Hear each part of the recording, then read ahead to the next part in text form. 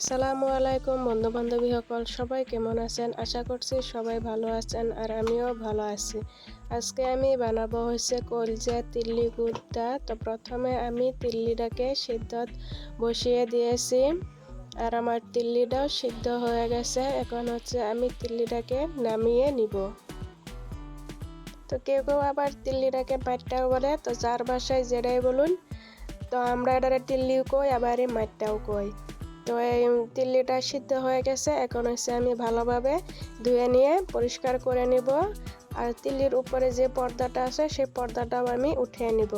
তো এদিকে আমার সব কলজা গুদ্দা তিল্লি কাটা শেষ। এখন হচ্ছে আমি ভালোভাবে ধুয়ে নিব। এখন হচ্ছে আমি এখানে সব মশলা দিয়ে ভালোভাবে মেখে নিব। তো প্রথমে আমি হচ্ছে এখানে 2 চামচ মরিচের গুঁড়ি দিয়ে দিছি। তারপরে হচ্ছে 2 চামচ জিরার গুঁড়ি, 1.5 চামচ হলুদের গুঁড়ি, স্বাদ মতো লবণ দিয়ে দিছি। তারপরে হচ্ছে আমি 2-3 চামচ আদা রসুন বাটা দিয়ে দিছি। আদা রসুনটা আমি একসাথে ব্লেন্ড করে নিছি। তারপর এখানে আমি 1 চামচ গোলমরিচের গুঁড়ি দিয়ে দিছি। আপনারা যদি বেশি ঝাল খান তাহলে আপনারা এখানে ঝালের পরিমাণটা বাড়িয়ে দিতে পারেন। আর হচ্ছে আমি এখানে 2টো বড় সাইজের পেঁয়াজ কুচি কুচি করে কেটে দিয়েছি। তারপর হচ্ছে তেল দিয়ে তারপর মেখে নিছি। ভালোভাবে মেখে নিয়ে আমি চুলাতে বসিয়ে দিয়েছি। আমি হচ্ছে কয়েকটা তিল্লির পিস রেখে দিয়েছি। তিল্লির পিসটাকে আমি ভর্তা করব। এখানে আমি কয়েকটা কাঁচা মরিচ, তারপরে হচ্ছে আদা রসুন পেঁয়াজ নিয়ে নিছি। তো প্রথমে আমি মরিচটাকে তেলে ভেজে নিব। মরিচের সাথে আমি রসুনটাকেও ভেজে নিব। তো মরিচ আর রসুনটাকে আমি লাল করে ভেজে নিয়ে উঠিয়ে নিব। তারপরে হচ্ছে আমি তিল্লিটাকে তেলে ভেজে নিব। তিল্লিটাকে আমি একদম কালো করে ভেজে নিব। যারা যারা আমার ভিডিও দেখতেছেন সবাই আমার ভিডিওটাকে লাইক শেয়ার কমেন্ট করবেন আর আমার চ্যানেলটাকে সাবস্ক্রাইব করে দিবেন। তো এদিকে আমার তিল্লিটাও ভাজা হয়ে গেছে। তিল্লিটাকে আমি একদম কালো কালো করে ভেজে নিছি।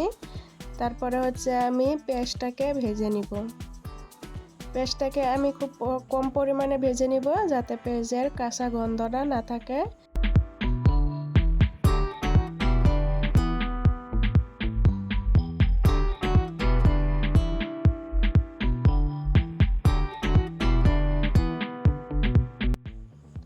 এখন হচ্ছে আমি মরিচ আদা রসুন ব্লেন্ডারে ব্লেন্ড করে নিব।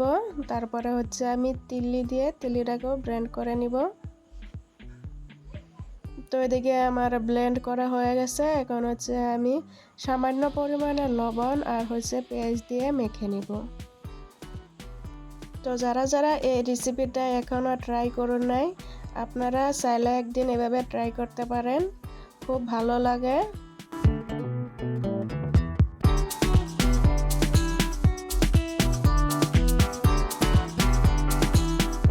এদিকে আমার তরকারিটাও কষানি হয়ে গেছে। আমি কিন্তু এখানে এখনো পানি অ্যাড করি নাই।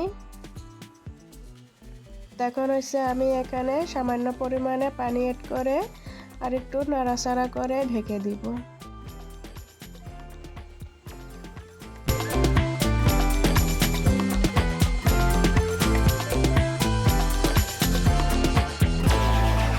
তো আজকের ভিডিওটা আমি এখানে শেষ করতেছি। তো আজকের রেসিপিটা কেমন হয়েছে যদি ভালো লাগে থাকে সবাই লাইক শেয়ার কমেন্ট করবেন। সবাই সুস্থ থাকবেন, ভালো থাকবেন। আল্লাহ হাফিজ।